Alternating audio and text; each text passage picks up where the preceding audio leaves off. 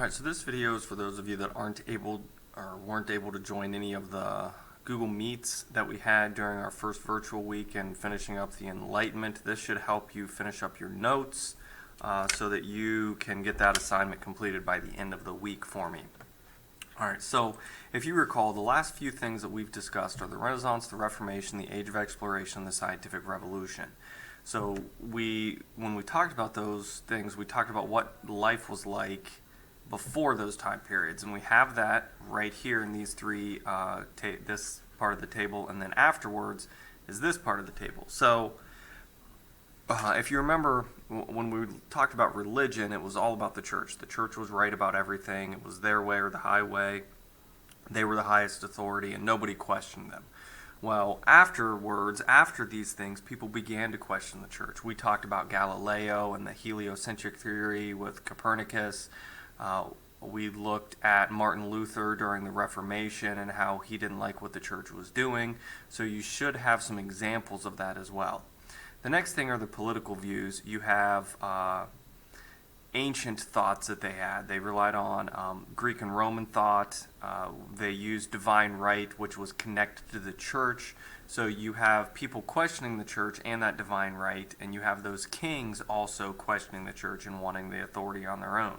So those old theories began to be questioned by the people, and the idea that a government's power came from the consent of the governed. If you recall, at the end of the Reformation was the German peasant revolt, and in that peasant revolt, the people were trying to connect Martin Luther's ideas to what was actually going on in society with the feudal system. If you recall, we looked at that in class where I drew a chart for you on the board and talked about fiefs and lords and vassals and things like that. The final thing was the cultural practices, and it was highly frowned upon in society to be an outcast or to go against what was normal. So people didn't want to upset the status quo. They didn't want to, ruffle feathers or make waves or anything like that. Well, when you have these huge figures coming about saying things, it became easier for lesser people or lesser known people to question authority and be unafraid to be seen as outcasts and things like that. So the thing you need to understand is society is changing, and what we're going to see is things shift from being focused on science to then being focused on government. So if you look at this and we transition from the scientific revolution into the Enlightenment, the idea is that scientists thought that there were laws that could explain the way the world worked. Well, if you can write laws to explain the way the world works, then the political thinkers believed that you could write natural laws that explain the behavior of people. And if you could do that, that could help you better understand society and actually improve society. So what we're going to then look at is those ideas or those philosophers that started coming up with their own, natural laws, the way they thought that people, behaved and how that could impact society and government. So what we're going to do is, in your notes, you have a table full of 8 people. You have their idea, you have their preferred government, and their state of nature, which is how they viewed men. So when I go through these, that's what you're going to do, is you're going to write those things down. The first one is Thomas Hobbes. Thomas Hobbes' idea was that there was a contract between the people and the government, and that the people had to give up some of their rights to feel protected. That was his idea. If you want to pause and type that out, that's absolutely fine. You can rewind and watch again and all that. All right. So again, he thought that we as people had to give up some rights. And the reason he thought that is because he thought people, and this goes over on your state of nature, he thought people were actually bad. And because they were bad, that you couldn't give them very many freedoms. All right. So this is going to be in contradiction to who we're going to look at next and a lot of the other people. So Hobbes is the guy that actually thinks people are bad and that they need a strong government. So if you guys think about your parents, some of your parents might actually think that you are a good person and they're going to give you freedoms as a result of that. Others, they might think that, well, you're a kid, you're naturally bad, you're going to do bad things, which means they're going to be more like what you would consider a dictator over you, not giving you very many freedoms. And that's the way that Hobbes rules. His best government was one where the government had absolute power and the people had very little power whatsoever. And again, that's because people are bad. The main other guy is John Locke, and this is the guy that has a huge influence on our government. John Locke believed, his belief is that we have natural rights, and it's the government's job to protect them. Those natural rights are life, liberty, and property. You can look and read on here. There's a few other things that the government should do, like create order in society and have laws and things like that. He thought that we should have a republic. A republic is where the people have the power. So if you want to think of a democracy, that's absolutely fine. That's what a republic is, or a democracy is a republic. And he thought that people are naturally good and happy. So if you think about the United States, this is where we get a lot of our ideas for our government. Actually in 1772, so if you look back, John Locke died in 1704. His ideas are still being used about 70 years later when the American Revolutionary War is getting ready to start. So I'm just going to read the beginning of this. It says, among the natural rights of the colonists are these: first, a right to life; secondly, to liberty; thirdly, to property, together with the right to support and defend them in the best manner they can. So Sam Adams, one of our founding fathers, is using John Locke's ideas to basically say we deserve rights as a country. So if you look at John Locke's social contract, and again, that's an easy way to remember is what is the contract between the people and the government. All right, we went over Thomas Hobbes' contract. Now this is John Locke's contract. He believes that people give power to the government and the government protects the people's rights. And that's the relationship, that's the contract. We give them power, they protect our rights. Now what happens sometimes is that the government misuses that power, which means we can replace or overthrow it. All right, so that is John Locke. Next is another guy that has a big impact on the United States government. That is Voltaire. Voltaire is personal freedoms. That's his idea, is that we should have personal freedoms. That would be so if you look at the first 10 amendments or the Bill of Rights, he had a huge impact on that, especially on the First Amendment, which grants us 5 personal freedoms. His main 2 were speech and religion. He also preached tolerance and that we need to be tolerant of one another. So that's his idea. His type of government was a limited government. That means that the federal government or national government does not have all the power that it should be given to the people.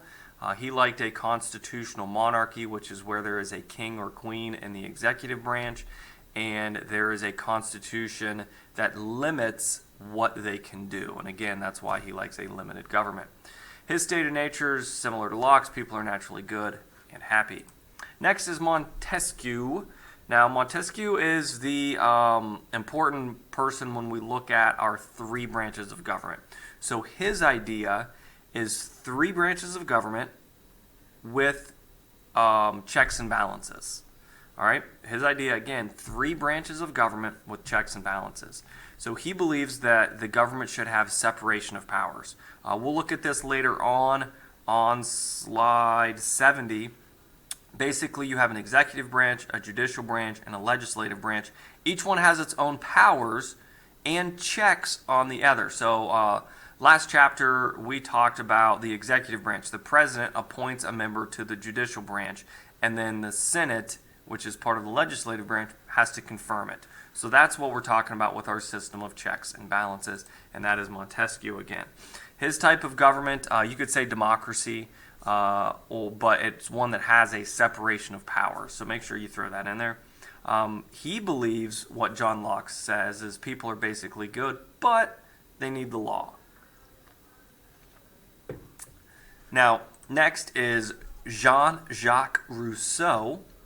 Rousseau believes in a direct democracy. That is where the people directly elect their leaders. It is the general will of society would create government. Now, we kind of have this. However, what we do is we actually elect representatives, and those representatives then go and make the laws. Under Rousseau, he believes that the citizens should be the one to vote on those things and not actually have representative. So Rousseau, we have some aspects of that in our government, but not a ton. So that is his idea. He also believes that people should have the right to create the government and would have to give up some freedoms in favor of the common good. So basically, he believes that majority rules, and that goes back to his direct democracy. It's the general will of society. You might have, if you have 100 people, you might have 51 that want something. Well, that means 49 are going to be unhappy. Well, those 49 people have to give up something for the general will or the common good because more people want that thing. He also believes in a social contract. That's actually what he's famous for, is writing the social contract theory. So he basically takes a little bit of what Thomas Hobbes said and goes on it, but from a different angle with the general will of society. He also wants a republic. If the republic is bad, people have the right to change it. That's similar to John Locke, and he believes in the general will of society. State of nature. People start out good and ends up thinking, leaning more toward Hobbes, that people are bad. He says humans are basically good and evil is the result of civilization. So when you put a group of people together, they become bad, but an individual person is good. Next is Beccaria, and Beccaria is our guy that focuses on social order. So he is the one that believes it's the government's job to protect us and have social order. Laws existed to preserve social order, not to avenge crimes. Punishment should fit the crime, and suspected criminals should get a speedy trial.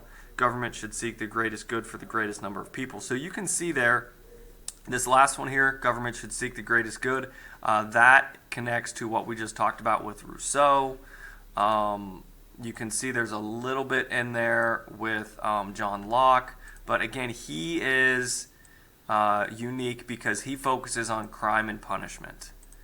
All right, his type of government is one that worked to prevent crime rather than focus on punishment. So he thought the punishment should fit the crime and that it should deter people from actually committing crimes. He believed that people act out of self-interest, and their interest sometimes conflicts with societal laws. As a result, they commit crimes. If you go back and you look at Sigmund Freud, which we haven't talked about, or you take a psychology class, that's a lot of what Sigmund Freud does in the psychology world. So his state of nature is a little bit more unique than the rest of them. Our last two are two females. Mary Wollstonecraft. Her focus and her belief was that women should have the same rights as men.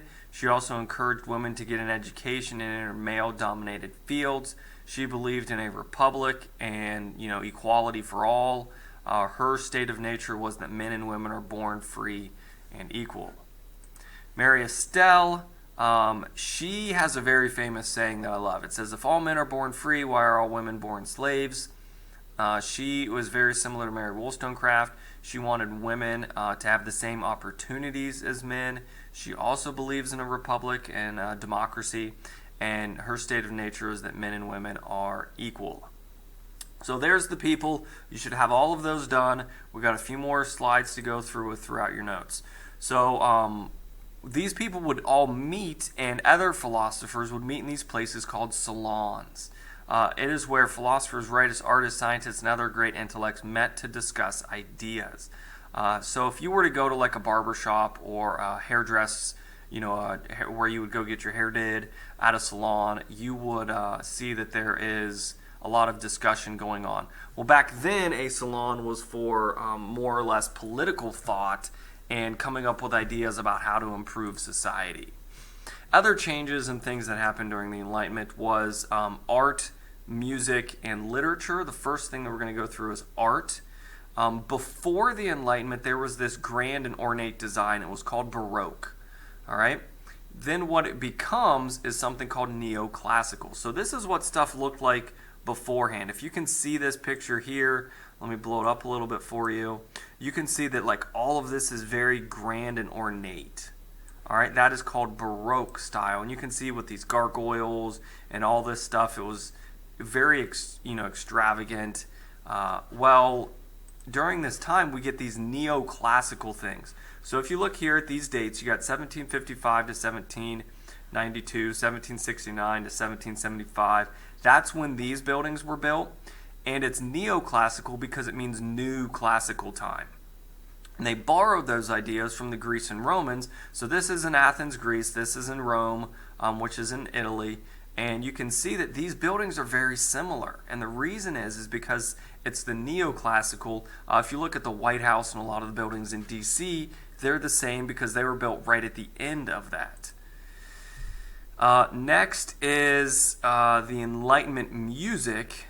And this music was dominant. It was very dramatic.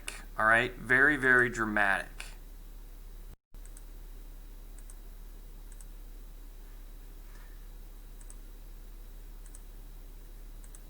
All right, I'm trying to get this to play. I'm going to do another video and make sure I can get this for you guys. All right, thanks.